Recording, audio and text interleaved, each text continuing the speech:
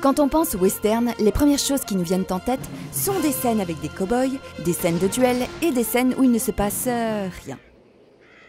Bref, ces clichés ont la peau dure et il est même extrêmement difficile d'imaginer ces films sans eux. Vous pensez ne pas aimer les westerns? Heureusement, nous sommes là pour vous aider à flinguer ces idées reçues. Alors chargez votre colt, scellez votre monture, nous partons au Far West à la recherche des pépites du western.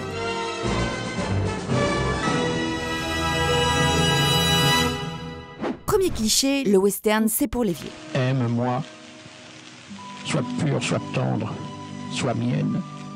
Un des clichés persistants du western est sa lenteur, son manque de dialogue et ses acteurs vieillissants. Yo. On aurait donc tendance à croire que le genre est principalement destiné aux vieux ou aux profs de fac. Okay. Pour répondre à ce cliché, tout d'abord un petit aperçu rapide. De 1930 à 1970, le western occupe les écrans du monde entier. De western dit classique découlera par la suite au moins deux autres grandes catégories, le western spaghetti et le western crépusculaire. Le western spaghetti, moqué par ses origines italiennes, marque une véritable étape autant esthétique que thématique. En effet, au début des années 60, le western américain est sur le déclin. Des réalisateurs italiens ont donc l'idée d'en tourner en Europe. Parmi eux, le plus connu est sans doute Sergio Leone. Ce type de western casse les codes du genre. Fini les héros propres sur eux, fini la glorification de la conquête de l'Ouest. Les personnages sont sales, mal rasés, cyniques, mais ils ont des gueules. S'en suivra après le western crépusculaire où les cow-boys deviennent de parfaits anti-héros dont la limite morale qui les sépare de leurs ennemis devient de plus en plus mince. Why not? Mais dans les années 70, le western finit par se parodier lui-même, annonçant la fin de ce genre autrefois populaire. Pourtant, l'industrie du cinéma ne se résout pas à sa disparition. Et après les années 80, quelques films subsistent encore. That's right. Néanmoins, de nos jours, à part quelques rares exceptions comme les films de Tarantino ou ceux des frères Cohen, ces nouveaux westerns séduisent la critique, mais pas le public. Not pointing the fingers. They could have been done better. Malgré cela, on ne peut pas dire que le western soit totalement mort puisqu'il continue à vivre à travers de grands films reprenant ses codes. La gestion des espaces, le héros solitaire en marge de la civilisation sont des choses que l'on retrouve par exemple dans les films post-apocalyptiques. Également, beaucoup de films populaires reprennent des trames de célèbres westerns. Avatar par exemple, où les Na'vis sont les nouveaux Indiens, ou bien encore Avengers, une équipe de héros talentueux venant en aide à une population en détresse. La trame des 7 mercenaires. Que ce soit des cow-boys, des chasseurs de primes, ou bien encore des héros solitaires face à une nature sublimée, tout cela est un héritage de ce genre autrefois glorieux.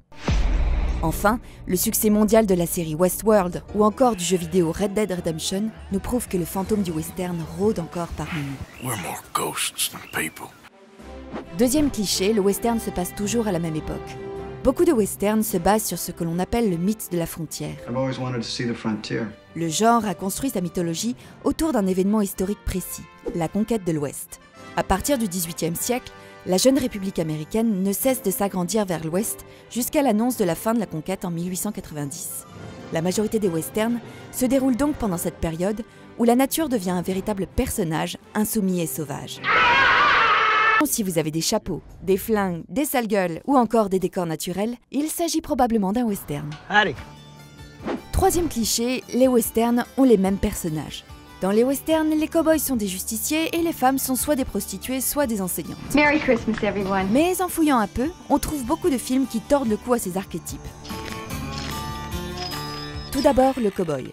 Vu comme un héros solitaire, le cow-boy est en fait l'héritier de la figure mythique du chevalier. C'est à lui qu'appartient la haute responsabilité de rétablir la justice et de défendre le faible et l'opprimé. Pourtant, ce chevalier au colt a bien évolué au fil du temps, et ces héros hauts en couleur se sont petit à petit changés en personnages froids, fatigués et pas forcément sympathiques. I've killed women and children. La disparition du western classique dans les années 70 laisse de plus en plus de place au western crépusculaire. Au lieu des cow-boys courageux, nous voyons des héros fatigués, constamment tournés vers un passé qu'ils ont perdu et une quête qu'ils ont échoué. La psychologie torturée des personnages est mise en avant et devient par ailleurs le sujet principal de l'action. Ces nouveaux chevaliers noirs ont donc su prendre le cliché à revers pour développer des héros à la fois authentiques et romanesques.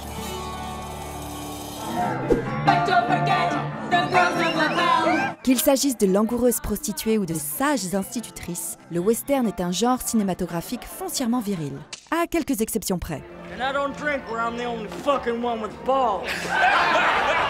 En effet, à part quelques catastrophes, de grandes actrices ont su malgré tout se frayer un chemin jusqu'à des rôles mémorables. Que ce soit dans Johnny Guitar, Femme de feu, Il était une fois dans l'Ouest, ou encore le remake de True Grit des frères Coen, les femmes ont quitté leur rôle de personnages faibles pour trouver une vraie place dans le western. When you're finished, all I'll need will be a tub of boiling water, and I'll be exactly what I was before. Just another filthy memory. Quatrième cliché, les westerns sont racistes. And hearty handshake to our new nigger.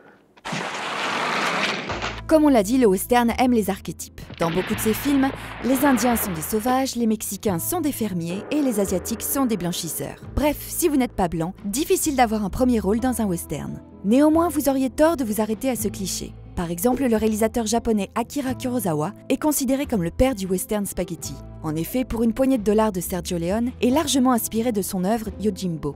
Le scénario, très similaire, a d'ailleurs fortement déstabilisé l'accueil du film par les critiques de l'époque, le qualifiant de plagiat. J'appelle ça du plagiat. Ce film étant le premier western spaghetti de l'histoire, on peut donc considérer Kurosawa comme le précurseur du genre. Également, on vous recommande chaudement Le Bon, la Brute et le Cinglé, un western coréen haut en couleur, loin de l'iconographie instaurée par Clint Eastwood. George est un fasciste de merde! Un fasciste de merde! On reconnaît un western notamment à la présence ou à l'évocation des Indiens. À cause de cela, le personnage a souvent été caricaturé et mis au second plan. Pourtant, les années 50 voient l'essor d'un grand nombre de films pro-indiens dans le sillage de la flèche brisée. Des films luttant pour la réhabilitation politique de l'Amérindien. Quelques années plus tard, le courant pacifiste des années 70 façonne ainsi la figure du vieil Indien sage et rigolard de Little Big Man. Enfin, dans les années 90, le chef-d'œuvre Danse avec les loups de Kevin Costner suit ce courant jamais éteint, comme le prouve le récent Hostile. Venons-en aux Mexicains. On a souvent ce cliché de ce bonhomme rigolo au sombrero. Mais il serait dommage de s'arrêter là. En effet, vous passeriez à côté de chefs-d'œuvre du western comme El Chuncho, El Mercenario ou encore Il était une fois la Révolution. Ces films nommés Western Zapata, en hommage au révolutionnaire mexicain Emiliano Zapata, ont pour toile de fond la révolution mexicaine. Ils ne vivront que quelques années, mais auront eu néanmoins le temps de donner des westerns assez excentriques, mais toujours très engagés.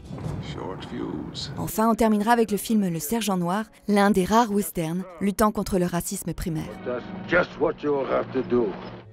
Cinquième cliché, le western, c'est toujours les mêmes lieux. Ah, les montagnes, le désert, les grandes plaines, 3 lieux emblématiques du western. Comme on l'a dit, un grand nombre de ces films se déroulent à des époques charnières de l'histoire de l'Ouest, où le décor naturel est sublimé. Chacun de ces territoires correspond donc à l'évolution du western. De manière générale, on peut dire que Monument Valley représente le western classique, la vallée de Tabernas, le western spaghetti, et les grandes plaines, le western crépusculaire.